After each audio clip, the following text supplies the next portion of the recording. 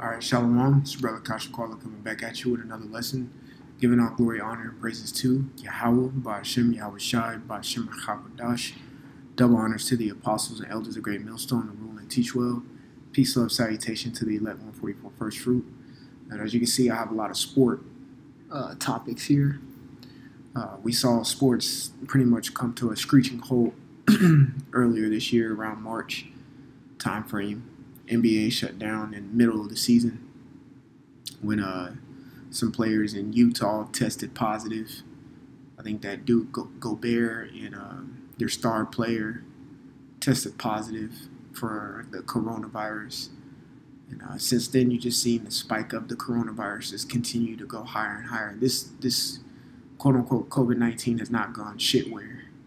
They said it will fizzle down. They said it will fizzle down after, the cold months end. And then they say the COVID-19 virus doesn't thrive in the heat. But as we've seen lately, states have been hitting record numbers a day, you know what I'm saying, with coronavirus cases. I saw pretty much on the news today, Texas has the Texas Longhorns on the screen right now. But in Texas, it was about 10,000 cases today reported, or, people confirmed coronavirus cases. That was a state high.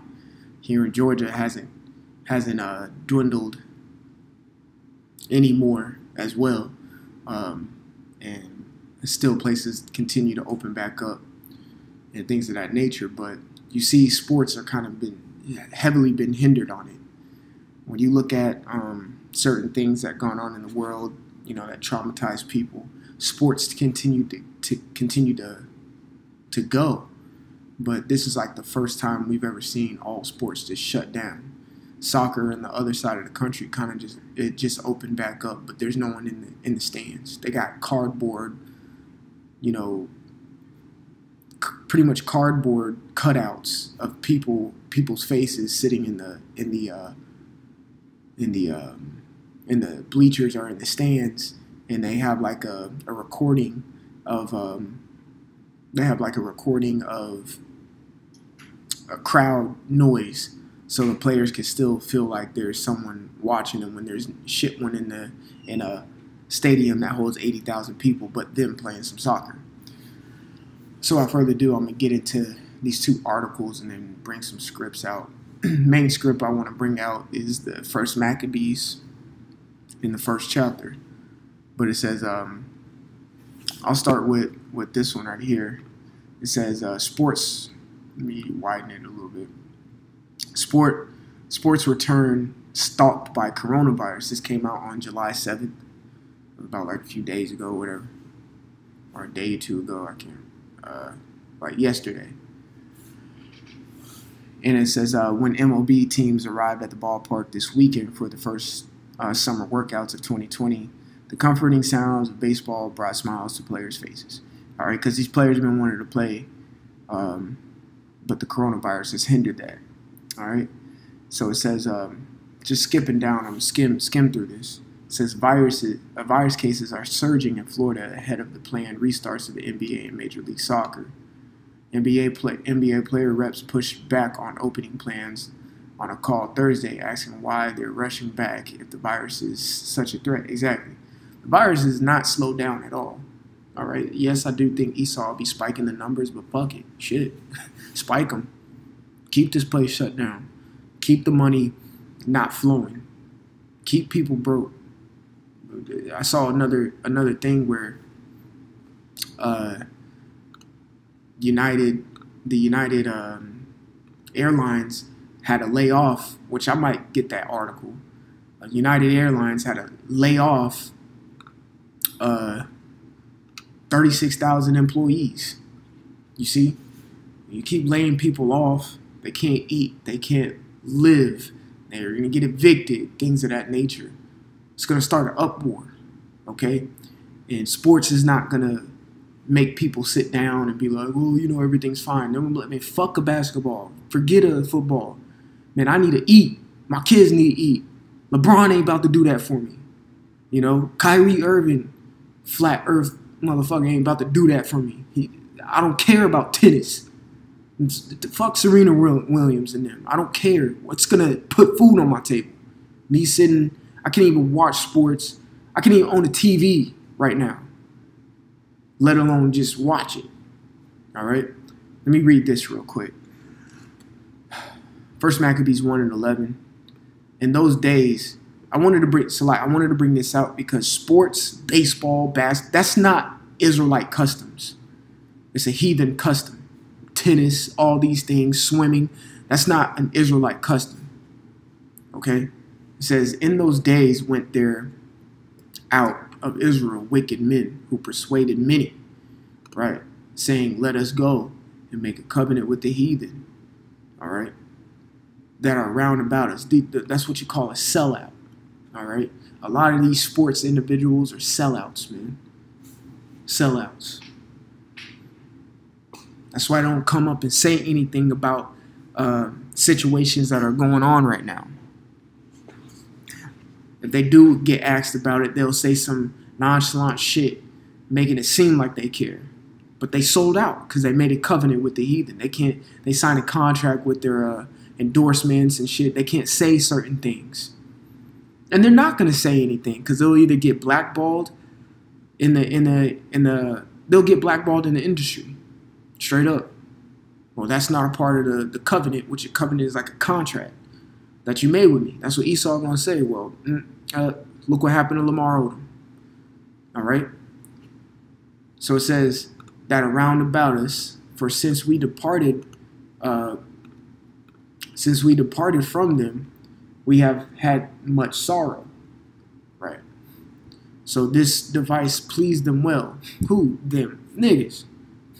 All right? It pleased them well. But we know according to the scriptures, Matthias and the Maccabean family, they weren't down with this. Okay, verse 13 and 14 is the point I want to get at. It says, then certain of the people were so forward herein, meaning so with it, they were just with this, that they went to the king, who gave them license to do after the ordinance of the heathen. Right?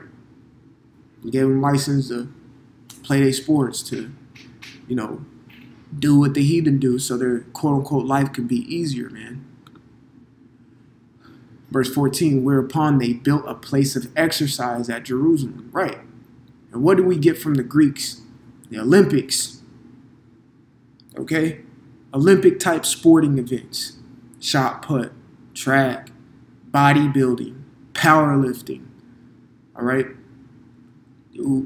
Israelite customs was not to go to the gym. We didn't do that. All right? How we stayed in shape was eating correctly, staying out in the field, staying active. It was a natural thing for us to be fit.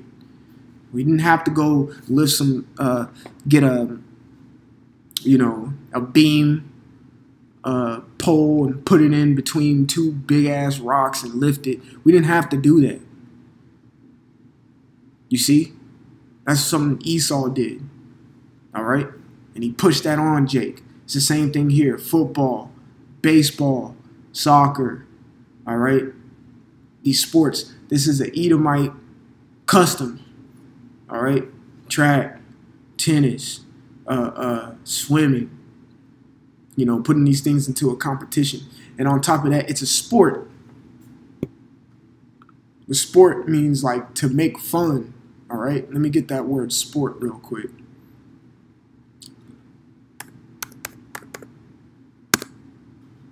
It says to take pleasure, to amuse oneself. These dudes, these grown-ass men hitting a little ball with a bat. That's a kiddie game. It's a kiddie game. And they're getting paid. I know Mike Trout, I think for the Los Angeles Angels or whatever. Mike Trout, this dude gets a 10-year, $426 million contract to play a kid game.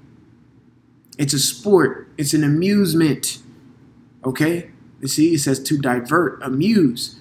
All right? The word amuse is to literally to divert one's attention to. That's why you go to amusement parks, to divert your attention from other things and focus on sporting or having fun. All right. It says, please play. Okay. The scriptures clearly talk about it when Paul was speaking. Pretty much, I ain't in the little kid shit no more. I grew up. I'm a man now. These sports are little kid things that grown ass men play. It shows you a little bit of immaturity in these people. You see? It does. It's a little kid game. All right? Play. Hey, this is real life, man. Ain't shit to play about. Once people start getting evicted, mortgages starting to fail, can't pay their rent, can't pay their mortgage, can't pay their car notes, things of that nature, it ain't gonna be no sport then. It ain't no play. You see? Let me go to this article that I have right here. It says Ivy League rules out playing all sports. Right. All fun and amusement. All fun and games is done this fall due to coronavirus pandemic. Right. Some sports are opening back up, like baseball. Basketball is about to open back up in like 20 days or so. Okay? Football is looking to reopen. All right? Tennis is looking to reopen. It's just to close right the fuck back down, because we ain't even got to the cold months.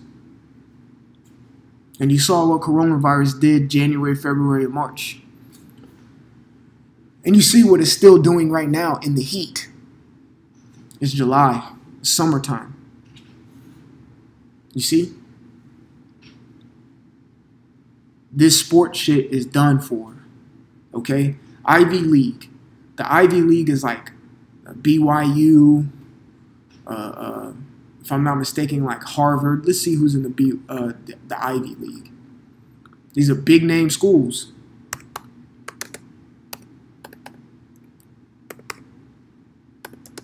Ivy League schools. Big name schools are in the Ivy League that when they were playing that we watched. 8 members in the Ivy League. All right, Brown University. These are renowned colleges. Yale, Harvard, University of Pennsylvania, Cornell University, Dartmouth College, Princeton University. These are big name colleges.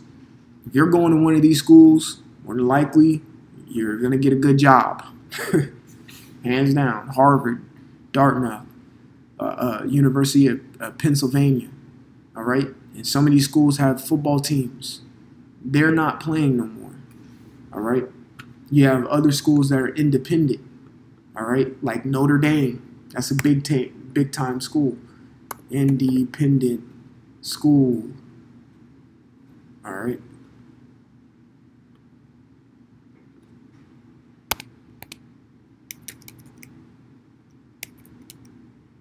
Independent schools. Not in Atlanta, man.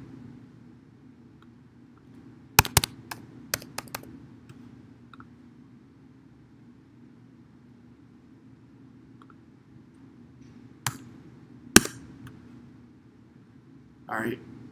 There's 650 independent colleges, and I wouldn't be surprised if those independent colleges decide not to play football next year either. All right. One big name independent school, like I mentioned, is Notre Dame. They're independent. So when you see them playing college football on big national TV, that's a schedule that they pick themselves.